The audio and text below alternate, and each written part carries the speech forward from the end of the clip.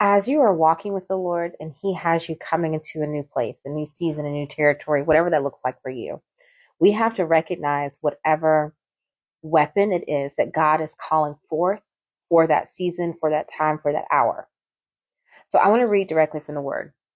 So in 2 Corinthians 10, starting at verse 3, Paul is talking.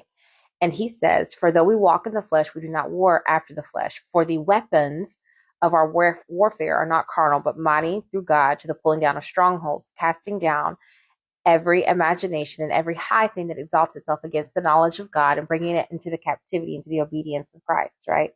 And then he goes on from there. So when he's talking here, though, he says weapons, plural, right?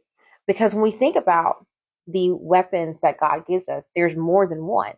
But each weapon may need to be used in a new way for that season, or combined in a new way for that time, for that season, for such a time as this, as God is ushering you into that new thing.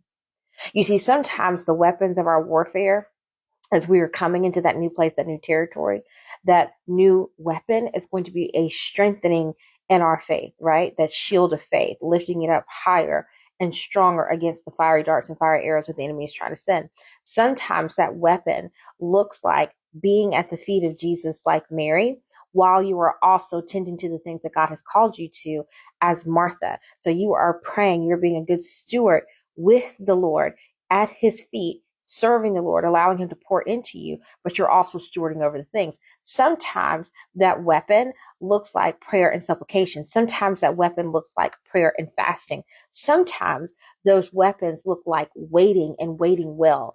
Where God is saying that he will rise you up as the eagle and soar. So that is a position of power, waiting well with the Lord. Sometimes that weapon looks like the praise that confuses the enemy. So you have to be walking with the Lord, listening for the Lord, because those who know the voice of the Lord will follow him. No other voice will they follow and go, right?